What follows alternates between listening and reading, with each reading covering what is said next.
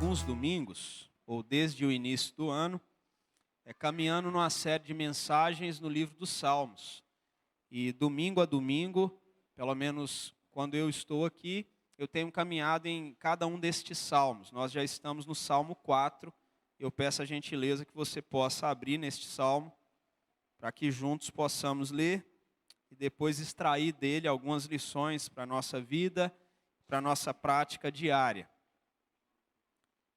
Semelhantemente ao Salmo 3, o Salmo 4, ele também é escrito no mesmo período em que Davi está fugindo de Absalão. E quando nós falamos de Davi fugindo de Absalão, para aqueles que não sabem quem é Absalão, Absalão era um dos filhos de Davi. E o filho usurpou o trono do pai e conseguiu, de forma política, algumas pessoas que ficaram do seu lado. E então ele tomou o governo que estava sobre os ombros de Davi. Quando você vai para 2 Samuel e você abre a sua Bíblia a partir do capítulo 12, você entende por que isso está acontecendo. Quando o profeta Natã visita Davi, ele diz que a espada jamais se apartaria da sua casa e que na própria casa dele haveria esse tipo de vergonha ou esse tipo de situação. Então, nos capítulos seguintes de 2 Samuel, 13, 14, 15 até o 17, você encontra o cumprimento do que Deus tinha dito através do profeta Natã. A casa de Davi vira um caos. Um filho se apodera da própria irmã, o pai não faz nada, então Absalão, que era o irmão dessa moça, vai e mata Aminon, que era irmão dele por parte de pai, e as coisas começam todas a desandarem. Se você caminha e começa no capítulo 15, essa fuga de Davi, você vai perceber que Davi fugiu do seu próprio palácio com um pano cobrindo a sua cabeça e de pés descalços. Você consegue imaginar um rei fugindo do seu próprio palácio descalço?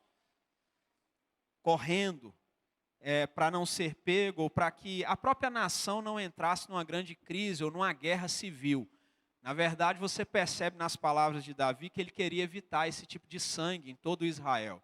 Não que ele não estivesse disposto a lutar, mas ele disse, olha, a gente não precisa passar por isso. E pelo caminho, Davi vai encontrando alguns amigos. E se você conhece bem essa história, ele vai encontrando vários amigos por esse caminho. E algumas dessas pessoas, inclusive, ele manda voltar lá para o reino e diz, não, eu preciso de você lá. Eu preciso que você fique perto para você me dar notícias. É interessante que ele foge, mas ele não perde o senso de estratégia de guerra, o senso de estratégia que Deus mesmo deu para ele. Isso é muito interessante. E aqui, no Salmo 3, você vê um salmo em que Davi reafirma sua confiança plena em Deus. E no Salmo 4, ele continua reafirmando que ele confia plenamente em Deus. Esse Deus que aplica justiça, aplica juízo e age de forma poderosa sobre a vida do seu povo. Hoje pela manhã, quem estava aqui, classe de homens e classe de mulheres em especial, nós estudamos o livro de Abacuque. E lá em Abacuque falou ou conversou com Deus sobre a injustiça que acontecia em Judá. E a resposta de Deus não o agradou muito, porque Deus usaria uma nação ímpia, ou uma situação que era bastante difícil, para que a nação de Judá fosse ou recebesse de Deus o seu próprio castigo. Então, ele fica ali assustado por Deus usar um ímpio para aplicar a sua justiça. E olha que interessante, na vida de Davi é exatamente isso que acontece. Deus usa uma rebeldia de um filho que usurpa o seu trono para aplicar a própria justiça sobre a vida de Davi. Hoje pela manhã nós falamos um pouquinho sobre isso e nós lembramos que você pode até chegar nesse momento e dizer assim, mas isso não tem lógica. Não tem como Deus usar uma situação dessa para aplicar a justiça. Tem lógica, mas é a lógica de Deus, não a sua, não a minha. A nossa lógica é assim. Nós queremos que as coisas funcionem de um certo tipo, mas não é a nossa lógica que funciona, que é a lógica de Deus. E assim nós vamos caminhar na leitura deste salmo. Esse salmo então nos diz assim, eu gostaria que você lesse junto comigo, vamos ler em conjuntos. Responde-me quando clamo, ó Deus da minha justiça. Na angústia me tens aliviado. Tem misericórdia de mim e ouve a minha oração. Ó homens, até quando tornareis a minha glória em vexame, e amareis a vaidade, e buscareis a mentira? Sabei, porém, que o Senhor distingue para si o piedoso, o Senhor me ouve quando eu clamo por ele. Irai-vos e não pequeis, consultai no travesseiro o coração e sossegai. Ofereceis sacrifícios de justiça e confiai no Senhor. Há muitos que dizem: quem nos dará a conhecer o bem? Senhor, levanta sobre nós a luz do teu rosto. Mais alegria me puseste no coração do que a alegria deles, quando lhes há fartura de cereal e de vinho. Em paz me deito e logo pego no sono, porque, Senhor, só tu me fazes repousar seguro. Meus irmãos, esse é um salmo, então, que nos chama a atenção para 3 movimentos. Os 3 movimentos do salmo são bem claros. Ele começa com oração, logo em seguida você tem um confronto de Davi aos homens, ou podemos até dizer uma pregação de Davi, e logo em seguida você tem Davi falando sobre o descanso dele em Deus, ou na pessoa de Deus. Então esse salmo é um salmo sobre um coração desorientado, é um salmo sobre um bem mal definido, e é um salmo sobre o descanso que só pode vir de Deus. Quando nós olhamos para esse salmo, então nós vamos dividi-lo, começando pelo verso 1. Aqui está a oração: responde-me quando clamo, ó Deus da minha justiça. Na angústia me tens aliviado. Tem misericórdia de mim e ouve a minha oração. Essa é uma oração curtíssima, mas é uma oração muito curta, carregada de história. Eu não sei se você consegue enxergar a história que tem na oração, mas ela está carregada de história. Davi começa falando com Deus, e isso é muito importante, antes de falar aos homens. Ele faz isso no capítulo 3 ou no Salmo 3, e faz isso no Salmo 4. Ele começa a sua vida, ou a sua percepção de forma muito vertical. Ele está olhando para Deus, e ele está conversando com Deus. E quando ele conversa com Deus, ele diz: ouve-me quando clamo, ó Deus da minha justiça. Se tem algo claro para Davi, é que ele não está aqui disposto a fazer uma oração simplesmente ornamental, bonita, uma oração que os outros vão ouvir e dizer: nossa, como fulano ora bem. A oração dele soa para nós muito mais como um apelo, mas é uma oração carregada de muita história. Quem é o Deus a quem ele ora? Ele diz: responde-me quando clamo, ó Deus da minha justiça. Quem é Deus para Davi? Se a gente vai e volta ao Salmo 3, ele vai dizer que Deus para ele é o escudo dele, a glória dele, o que levanta a cabeça. E aqui no Salmo 4, ele então diz: Deus é o Deus da minha justiça. Davi sabe que está sofrendo porque pecou, as consequências do pecado. Mas ainda assim ele sabe que existe injustiça no que Absalão está fazendo. Ele consegue separar algumas coisas que nós não conseguimos.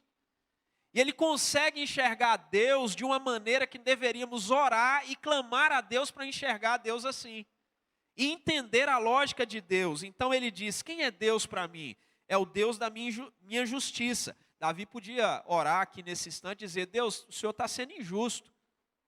O Senhor está me tirando do trono e colocando Absalão no trono. Ele roubou o coração do povo. Lá em 2 Samuel 15 fala isso, que Absalão roubou o coração do povo.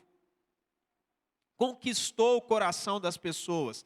E aqui ele está dizendo: o Senhor é o Deus da minha justiça. Mas o que esse Deus já fez? Essa é a parte da história. Olha o que ele diz: responde-me quando clamo, ó Deus da minha justiça, na angústia me tens aliviado.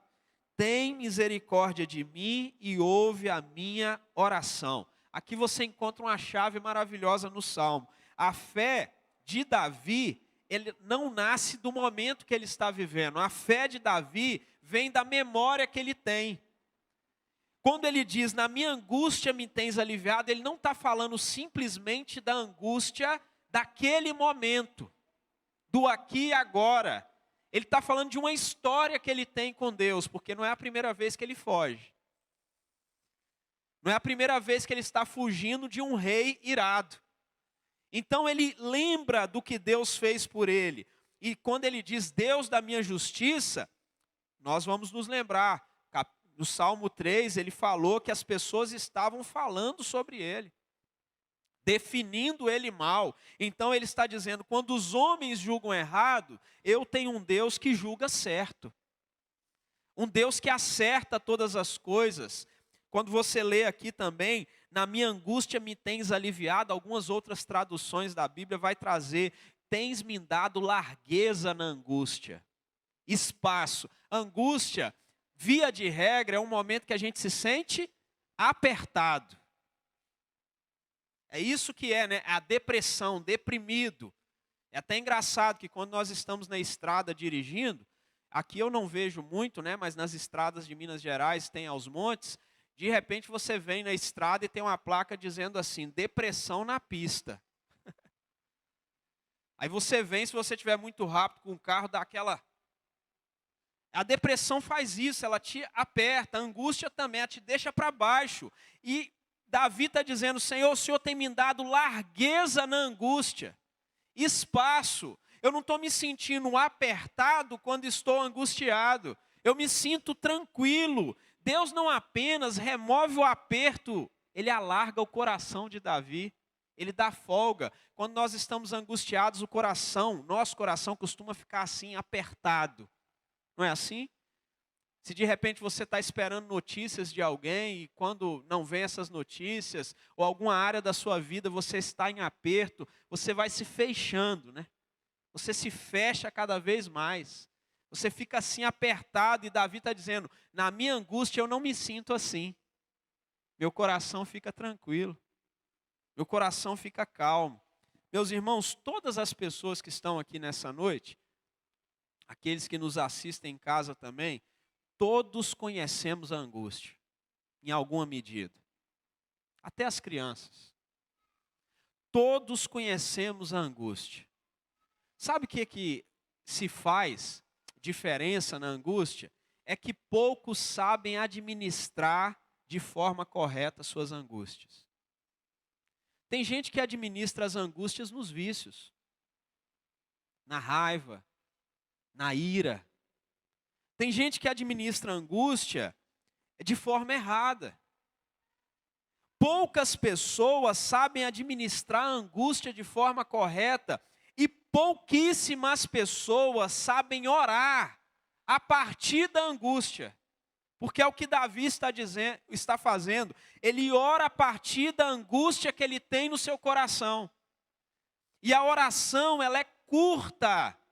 Mas é uma oração que não tenta convencer Deus de nada, mas é uma oração que apoia-se no caráter de Deus, como Abacuque fez. Lembra da oração de Abacuque? Ele apela ao caráter de Deus. O Senhor é um Deus, seus olhos são limpos, Senhor. O Senhor é o Deus santo. A oração dele apela ao caráter de Deus. Irmãos, quem não se lembra do que Deus já fez, quando vai orar, ora sempre como se fosse a primeira vez. Se você for do tipo que não tem intimidade e lembrança daquilo que Deus já realizou e quem Ele é na sua vida, na sua história, de todos os feitos que Ele já fez, quando você vai orar num momento de angústia, parece que você está orando pela primeira vez. Mas quando você tem uma história, uma caminhada com Deus, isso tudo muda. Porque você apela àquilo que Deus já fez, a quem Ele é, ao Deus que você serve há tantos anos. Então você não começa e dá um pontapé como se você não conhecesse esse Deus. Você conversa com Ele e ora a Ele, entendendo quem Ele é. E Davi faz exatamente isso. Mas esse salmo também nos ensina uma segunda lição. E aqui você encontra o sermão que Davi faz, está do verso 2 ao verso 5. É um sermão que ele está dizendo, ou ele muda completamente agora essa conversa vertical para uma conversa mais horizontal, porque agora ele está falando aos homens, e ele começa com uma repreensão, inclusive uma repreensão que a gente conhece, uma repreensão que é nítida para os nossos olhos. Olha o verso 2. Ó homens, ele tirou a visão de Deus e está falando com os homens. Ó homens, até quando tornareis a minha glória em vexame? E amareis a vaidade, buscareis a mentira? Sabei, porém, que o Senhor separa para si aquele que é fiel. O Senhor me ouve quando eu clamo por ele. Irai-vos e não pequeis, consultai no travesseiro o coração e sossegai, oferecei sacrifícios de justiça e confiai no Senhor. Primeiro ele vem com a repreensão. Qual é a repreensão? A glória trocada pela vaidade. Meus irmãos, nós sempre teremos uma dificuldade muito grande em viver nesse mundo e sempre seremos tentados a trocar a glória de Deus pela vaidade humana. Davi, no Salmo 3, nos lembrou isso, porque ele deixa o trono, mas ele vai dizer o seguinte, verso 3, porém tu, Senhor, és meu escudo e a minha glória. Davi entra no Salmo 4 e vai falar aos homens dizendo, ó filhos dos homens, até quando tornareis a glória em vexame? Por que vocês estão trocando a glória de Deus por vaidade, por vergonha? E olha, filhos dos homens aqui, entenda, é a humanidade caída, a humanidade vaidosa, a humanidade volátil. Ele está dizendo, o que eles fazem? Eles trocam a glória pela vergonha. E ele diz mais, eles trocam a verdade pela mentira. O que isso nos lembra? Romanos 1, versículo 24 e 25. Quando o autor da carta de Romanos, Paulo diz, por isso Deus entregou tais homens à imundícia, pelas concupiscências do seu próprio coração, para desonrarem o seu corpo entre si, pois eles mudaram a verdade de Deus em mentira, adorando e servindo a criatura em lugar do Criador. É exatamente o que Davi está dizendo. Vocês estão trocando. Meus irmãos, nós vivemos num mundo saturado de informação. Agora mesmo, enquanto a gente prega aqui, alguns de nós se sentem tentados a buscar informações. Nós somos assim, porque nós nos viciamos nisso. Nós ficamos ali sempre buscando alguma informação, querendo saber de alguma notícia.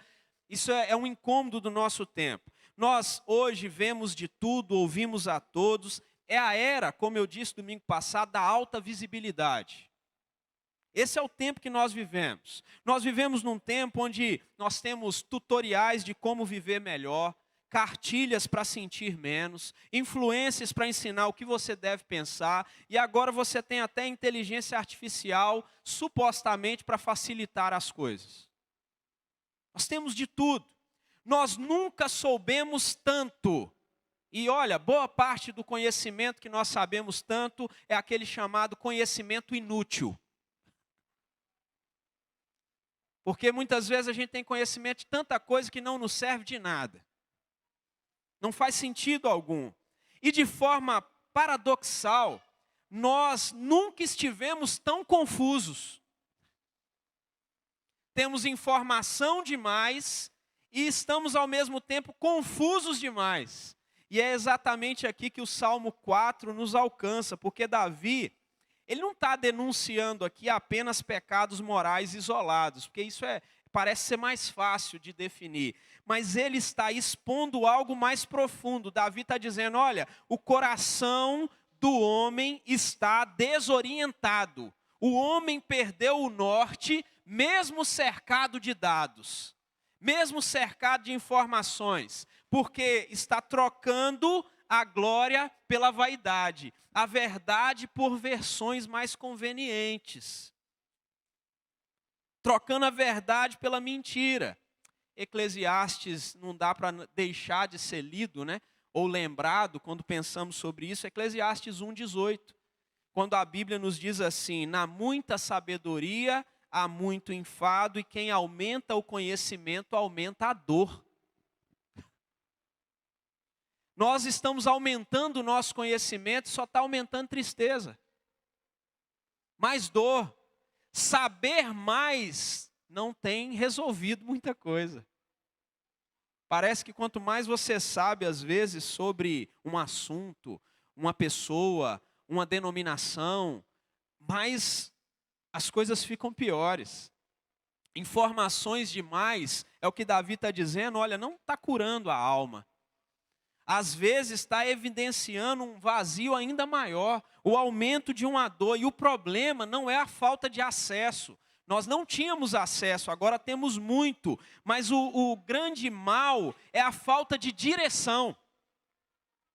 Você tem opção demais, informação demais, e você então perde a direção. O problema não é a ignorância em si, é o quanto nós estamos desalinhados. Principalmente com a pessoa de Deus, com a palavra de Deus. Eu nem sei mais se nós podemos afirmar com todas as letras que a Bíblia é nossa única regra de fé e prática. Tem muita gente que fala isso e não deveria falar. Porque para muitos de nós a Bíblia não é mais a única regra de fé e prática. Você pode dizer da boca para fora, mas não vive. Porque se a Bíblia for sua única regra de fé e prática, é a única regra de fé e prática. Não dá para colocar outra regra junto. Ela é a única. Não é uma das. A única. Essa é a nossa afirmação. Somente a Escritura. Mas isso tem sido difícil de viver. E Davi, ele está lembrando que nenhum volume de informação substitui um coração alinhado com Deus. Um coração ajustado com Deus jamais vai ser substituído por informações que o mundo vai nos dar. Se o coração estiver alinhado com Deus. Talvez eu entre num terreno até perigoso agora, mas eu me arrisco. Parece que você vai chegando aos 40 anos, vai piorando, né? Você vai ficando mais corajoso. Perdão aos arquitetos, e aqui tem, e os engenheiros de plantão, mas talvez o próprio Oscar Niemeyer concordasse comigo. Vou pedir uma autoridade para ficar do meu lado. Porque a obra dele, era assim chamado os trabalhos que ele fazia, celebrava linhas curvas. As obras dele, que nós tanto admiramos, e tem muitas, ela tinha integração com a paisagem. Tinha muito diálogo com o lugar. Depois você pode pesquisar as obras. Quase tudo dele era assim, essa beleza, celebrando essas curvas. Mas hoje, aí alguns dizem, né, a gente vive a crise das casas quadradas. Você vai a qualquer condomínio novo, a qualquer bairro novo, e as casas cúbicas, cinzas e repletas de espelho ou vidros. E quando você vê isso, no nosso imaginário, desculpe onde nós estamos pisando, isso virou sinônimo de moderno. E eu não estou dizendo que não é. Isso virou sinônimo de chique. E eu não estou dizendo que não é. Isso virou sinônimo de vitória. E algumas pessoas têm até chamado isso de o sonho gourmet da classe média. Esse é o novo sonho das pessoas. E o problema é que nós estamos muitas vezes comprando uma imagem de modernidade, comprando uma imagem de progresso, pagando com a nossa própria qualidade de vida para viver assim. E isso, agora entra em outro campo perigoso, isso vale também para a área estética e para a canetinha. Voltando para Niemeyer, nós importamos a estética que não nasceu para um país tropical. Nós importamos coisas que talvez não sejam para o nosso clima, para a nossa realidade, e nós chamamos isso de avanço. Nós chamamos isso de moderno. Isso vale também para a igreja, porque a gente passa a importar e gostar e achar que é modernidade, é bonito, aquele espaço onde o pastor se torna um coach, e ele não usa mais terno e gravata, Porque o negócio agora é ele vir com a roupa mais tranquila, não é verdade? Uma roupa mais assim, como todo mundo. E púlpito, não, isso não precisa ter mais. Para que púlpito? Basta uma mesinha lá, ele não precisa nem usar a Bíblia mais, ele usa o computador. Ele usa o tablet dele, não precisa levar a Bíblia, não precisa carregar isso mais. Nós,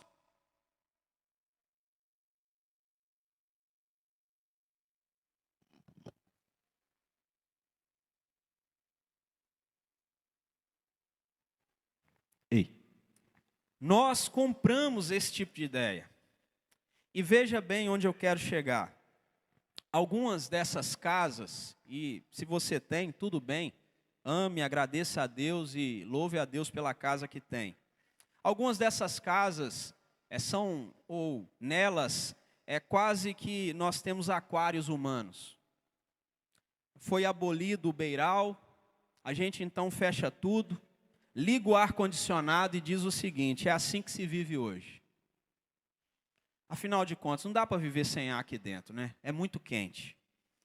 Algumas coisas são assim, mas está aqui onde eu quero chegar. Isso não se trata de casas, nem de arquitetura e nem de engenharia. O que eu quero dizer é que muitas das coisas que nós estamos vivendo hoje são socialmente aceitas. São culturalmente celebradas. No entanto, elas são profundamente e espiritualmente adoecedoras. E é exatamente isso que Davi está dizendo no Salmo 4, quando ele diz para os homens assim: até quando? E eu faço essa mesma pergunta, irmãos, para você que está aqui nessa noite.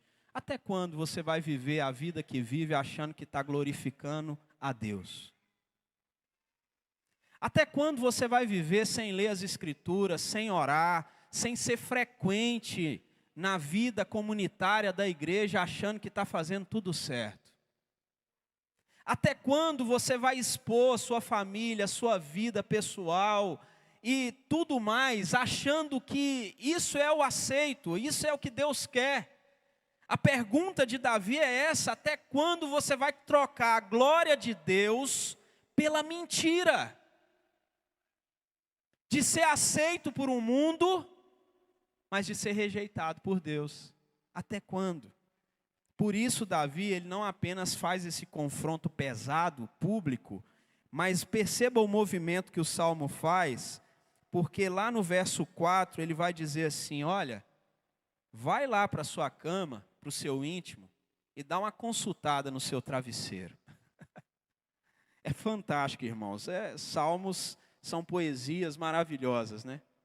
E estudá-los nos traz essa ida e vinda, né? Ele fala em público para os homens todos, e depois ele leva todos os homens a dizer o seguinte: você precisa voltar lá para sua cama, deitar sua cabeça nessa noite, lá no travesseiro, e consultar a sua consciência. Quando a gente olha para essa realidade, antes da gente continuar reproduzindo o que é moderno, belo, desejável, nós somos convidados a deitar, silenciar e perguntar diante de Deus se aquilo que impressiona as pessoas lá fora ainda é o que agrada a Ele. Essa é a grande pergunta. Davi, no verso 3, vai dizer: porém tu, Senhor, olha o porém aqui de novo, né? Aquela conjunção adversativa maravilhosa. Porém tu, Senhor, é a virada do Salmo, né? Sabei, porém, ó Senhor, que o Senhor separa para si aquele que é fiel. O Senhor ouve quando eu clamo por Ele. Meus irmãos, quando Davi está dizendo, sabei, porém, que o Senhor separa. Existe uma separação entre quem está trocando a glória de Deus pela mentira, daquele que anda em fidelidade. E quem faz essa distinção não são as pessoas, é o próprio Deus. Quem te separa entre aquele que não troca a glória e aquele que troca a glória é Deus. Não são as pessoas que estão fazendo acepção aqui, é o próprio Deus. E ele faz isso mesmo, ele faz distinção, ele separa, e nós devemos lembrar, isso é uma eleição graciosa, não é meritória, ele separa, e Deus ouve os que são dele. Davi está dizendo isso, o Senhor me ouve quando eu clamo por ele. Provérbios 15, 29 vai confirmar isso, diz assim: o Senhor está longe dos perversos, mas atende à oração dos justos. Deus ouve mesmo a oração do justo. Isso aqui, irmãos, agora sim, não é uma ameaça. Davi não está tentando ameaçar ninguém com o salmo que ele tem, embora soe como ameaça, isso não é uma ameaça. Davi está revelando, na verdade, um privilégio. Quem é de Deus é escutado por Deus. Se você não é, Deus não te escuta, mas se você é escutado por Ele. Ele se inclina para ouvir o justo. É isso que acontece. Então você encontra aqui, no verso 4, essa maravilhosa convocação. O silêncio, o exame, a reverência. Irai-vos e não pequeis. Consultai no travesseiro o coração e sossegai. Ofereceis sacrifícios de justiça e confiai no Senhor. A ira não é negada. A ira, Davi está dizendo, sua ira precisa ser disciplinada. Sua ira precisa ser assim. O travesseiro aqui vira o divã. O travesseiro vira o lugar de pôr a mão na consciência. Você já ficou incomodado antes de dormir com alguma coisa que você fez? Ou que você precisa tratar? É disso que ele está falando. Olha, coloca a mão na consciência. A noite vai virar um lugar de exame, de autoexame. Então Davi está nos chamando a atenção para, antes de reagir em público, o povo de Deus precisa pensar em silêncio diante dele. Então você encontra uma exortação final dele aqui, nesse sermão, verso 5, dizendo: ofereceis sacrifícios de justiça e confiai no Senhor. Tudo está convergindo na pregação de Davi. Ele fala de uma vida correta, de um culto sincero e de uma confiança real. Tudo apontando para Deus. Por fim, nós entramos no verso 6, 7 e 8, que nos diz assim: há muitos que dizem, quem nos dará a conhecer o bem? Senhor, levanta sobre nós a luz do teu rosto. Mais alegria me puseste no coração do que a alegria deles, quando lhes há fartura de cereal e de vinho. Em paz me deito, olha como se repete o que ele está dizendo. Em paz me deito e logo pego no sono, porque, Senhor, só Tu me fazes repousar seguro. É a segunda vez, ou o segundo salmo, que Davi usa uma mesma expressão sobre um sono tranquilo. Você percebe que o salmo muda de tom de novo. E se num primeiro momento Davi ora, num segundo momento Davi prega, agora ele fala sobre o testemunho. E quando ele fala sobre o testemunho, ele deixa de exortar para agora falar como o cristão ou ele mesmo deve testemunhar sobre Deus. O verso 6, ele começa dizendo assim: há muitos que dizem, quem nos dará a conhecer ou nos mostrará o bem? Davi, ele reconhece algo importante: o desejo pelo bem não é errado. Grava bem isso, o desejo pelo bem não é errado. Nunca foi errado. Todos querem o bem, todos procuram o bem. O problema não está no desejo pelo bem, mas na direção dele, o propósito dele. Muitos dizem, diz Davi, quem nos mostrará o bem? E perceba, como a pergunta já denuncia o coração, já é uma denúncia. Eles querem um bem visível, um bem imediato, um bem mensurável, algo que possa ser apontado, exibido, consumido. É o bem parcial. Esse bem que nós conhecemos como prosperidade, sucesso, conforto, validação. Eles não perguntaram qual é o bem, nem quem define o bem, apenas querem que alguém mostre o bem. Qual que é o caminho? A internet está repleta disso, né? Os tutoriais dizendo assim, olha, eu vou te ensinar. Você quer não mais precisar tomar o remédio X, Y, Z? Aí o médico enlouquece, né? Porque um sujeito que comprou uma boa câmera, que tem lá, né, a imagem 4K, uma baita de uma internet, ele começa ontem a pesquisar algumas coisas e dar dicas para as pessoas, e de repente o paciente senta diante do médico e fala, não, mas o fulano de tal lá na internet, lá, ó, ele falou que eu não preciso tomar esse remédio não, é só fazer um chá lá de batata doce com gengibre, com não sei mais o que, e está tudo resolvido. Aí o médico trabalha com os dados científicos, aí ele fica assim, mas você podia começar a tomar esse remédio? Aí a pessoa, não, mas doutor, eu vou ficar dependente desse remédio o resto da vida, doutor. Eu prefiro ficar dependente do chá de batata com gengibre, com isso, com aquilo, que funciona mais. Funciona, doutor. E olha, quem são aí do grupo do chá, não me jogue fora. E quem é do grupo dos remédios, não me jogue fora. Em todas as coisas, diz a Bíblia, equilíbrio. Em todas as coisas, equilíbrio. Quando nós olhamos para essa realidade, a resposta, a pergunta não é o bem, nem quem define o bem. As pessoas estão dizendo, eu quero que apenas alguém me mostre o meu caminho. Não importa quem é. E a resposta de Davi é radicalmente diferente do mundo, porque ela não aponta para as coisas, mas ela aponta para uma presença. Olha o que ele responde. Há muitos que dizem, quem nos dará a conhecer o bem? Olha o que ele responde. Senhor, levanta sobre nós a luz do teu rosto. Ele está dizendo o seguinte, irmão, Senhor, eu quero que o Senhor ilumine o meu caminho.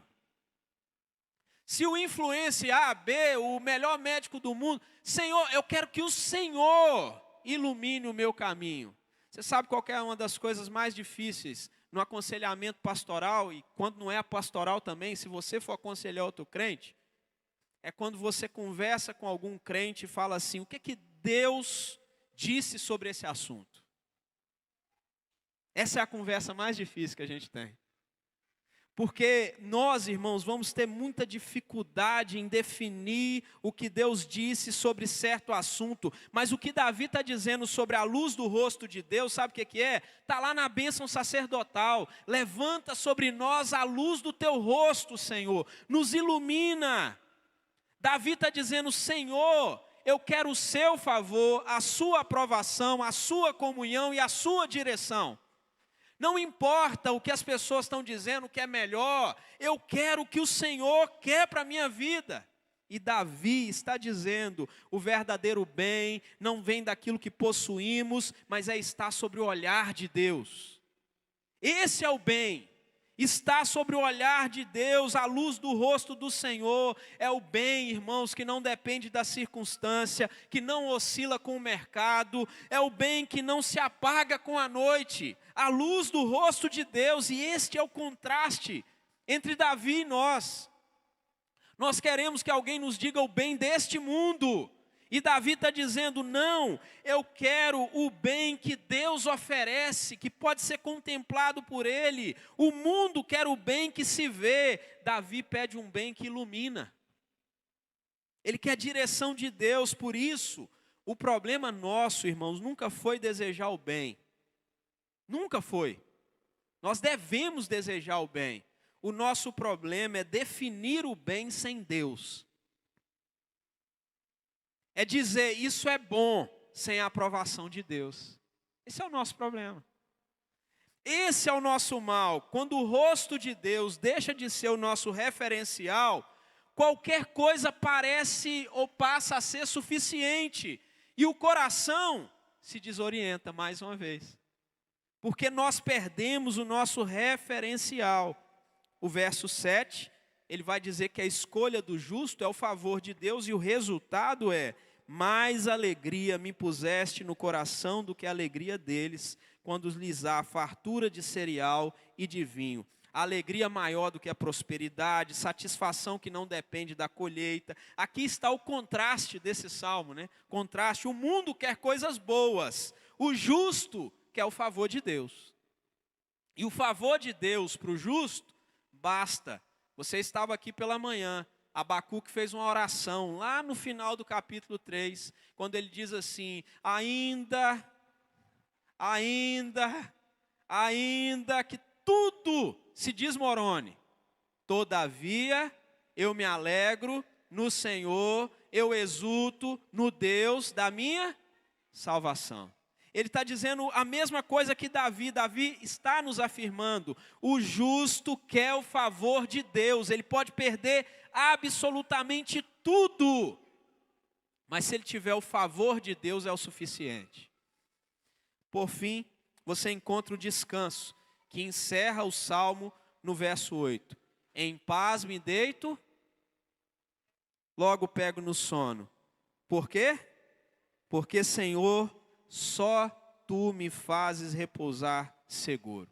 Só existe um lugar seguro no mundo, meus queridos irmãos, pertencer a Deus. Esse é o lugar mais seguro do mundo, pertencer a Deus. E Davi fala que tem paz, tem sono e tem segurança, não porque tudo estava resolvido. Absalão estava lá, tomando os conselhos de Aitofel e pegando as concubinas do pai, colocando uma tenda sobre a varanda que dava para o povo ver e se deitando com todas as concubinas do pai. E Davi está dizendo o seguinte, eu tenho paz, eu tenho um sono bom e eu tenho segurança. Não tinha nada resolvido. Mas porque ele sabia que ele tinha um Deus que não cochila. Como diz o salmista, não dormita aquele que te guarda, é certo que não dormita nem dorme o guarda de Israel.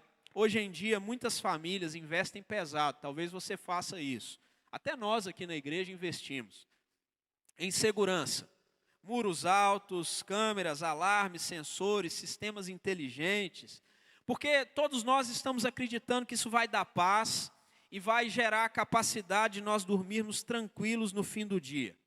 No Brasil, os dados são que em 2024, essa área aí de seguros residenciais arrecadou cerca de 6 bilhões.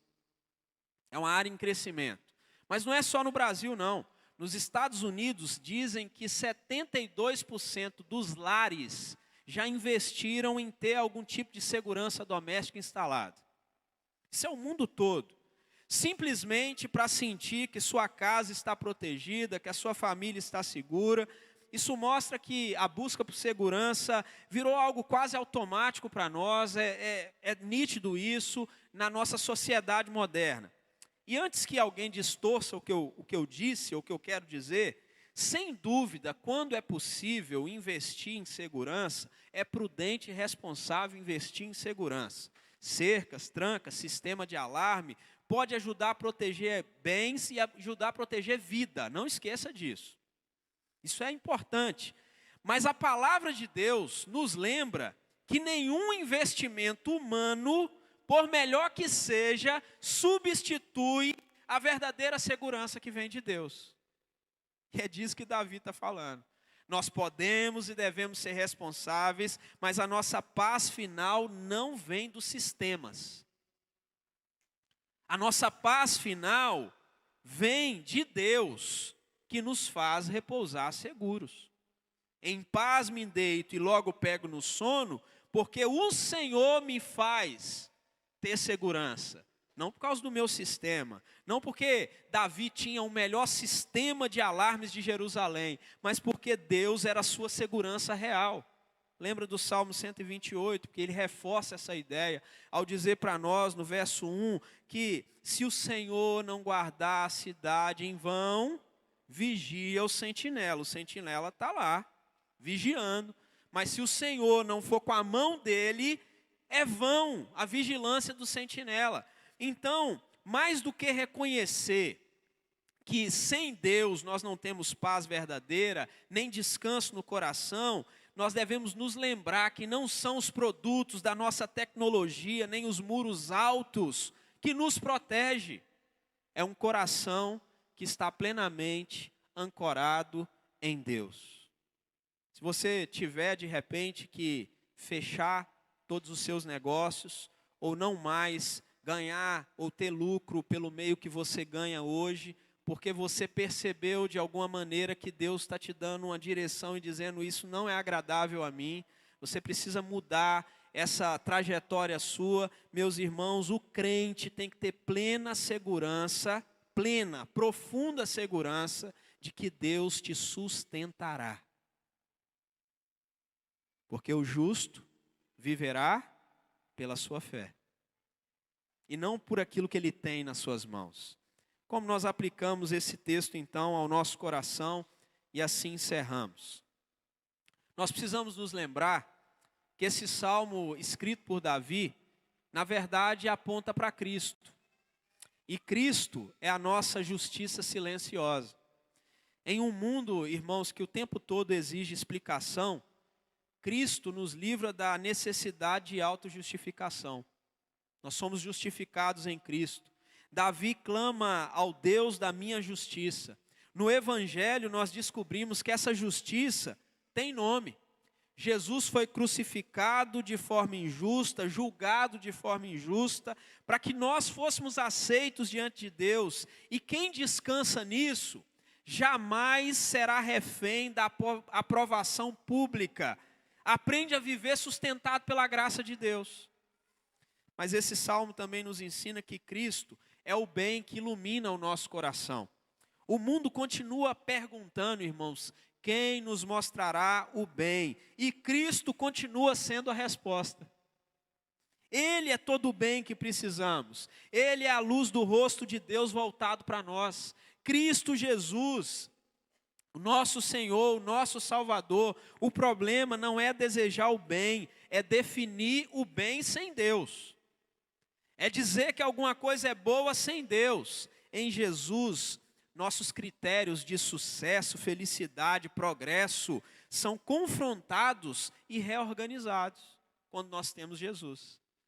Não é mais a cultura vigente, a cidade que moramos, o lugar onde trabalhamos que vai definir se você está progredindo ou não. Mas é a luz do rosto de Cristo sobre a sua vida. Para os outros, pode parecer que uma mulher deixando o seu emprego e voltando para casa e se tornando dona de casa, é regresso. Até dentro da igreja alguns pensam assim.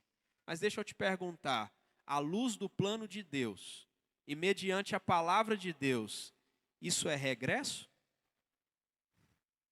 Se você conseguir me provar, na Bíblia.